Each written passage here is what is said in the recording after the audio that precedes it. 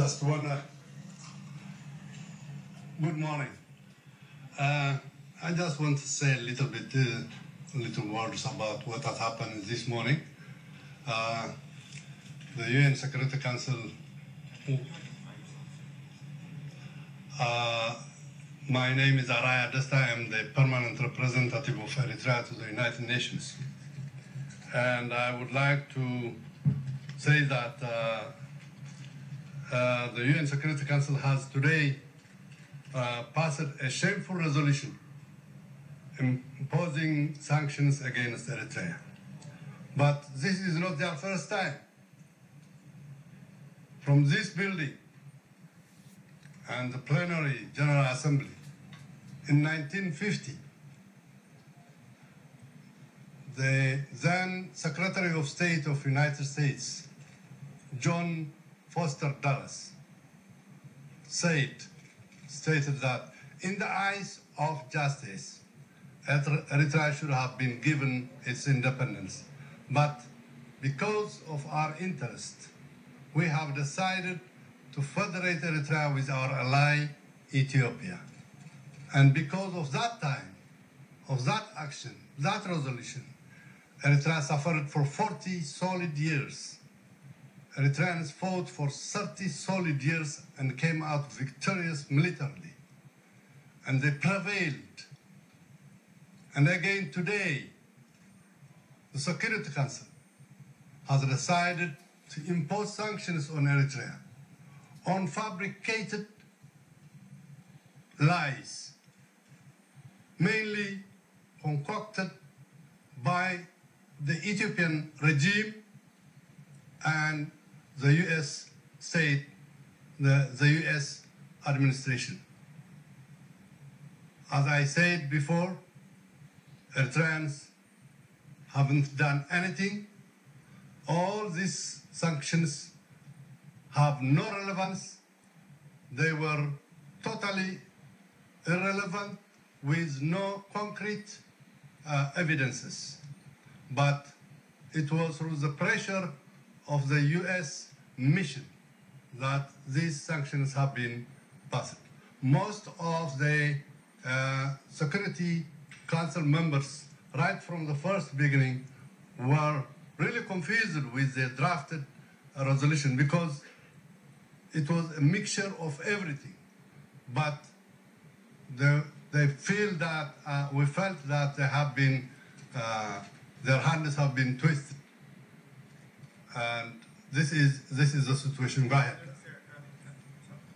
Ambassador, just like, how do you respond to the fact that it's the African Union countries who presented this resolution against Eritrea? It's not the United States only, it's Uganda, Burkina Faso, and others who are complaining about the behavior and attitude of your country towards Somalia and towards Djibouti. Let me come to that. That is a good question. Right from the first beginning, when IGAD countries were discussing about the issue and passed a resolution requesting the Security Council for sanctions, who called the meeting? It was the Minister of Foreign Affairs of Ethiopia, Siyum Masfin, and the meeting was done in Addis Ababa.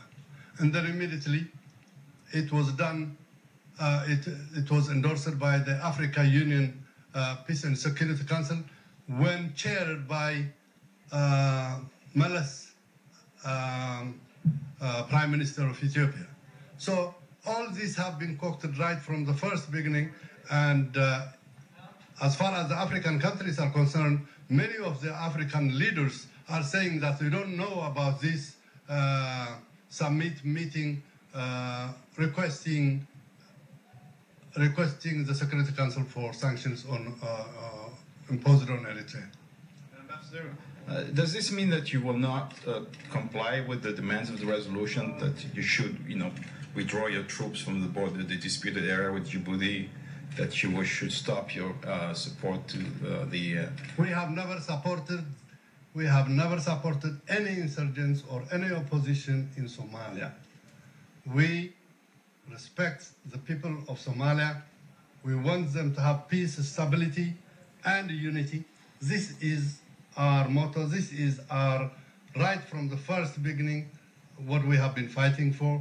and we will still continue to see peace, stability, and unity prevail in Somalia. What about the border dispute with The Djibouti? border dispute in Somalia, that also have been, yes, with Djibouti, that also have been something that has been concocted by Ethiopia to destabilize the region as a whole. Do you have troops in the border in the dispute?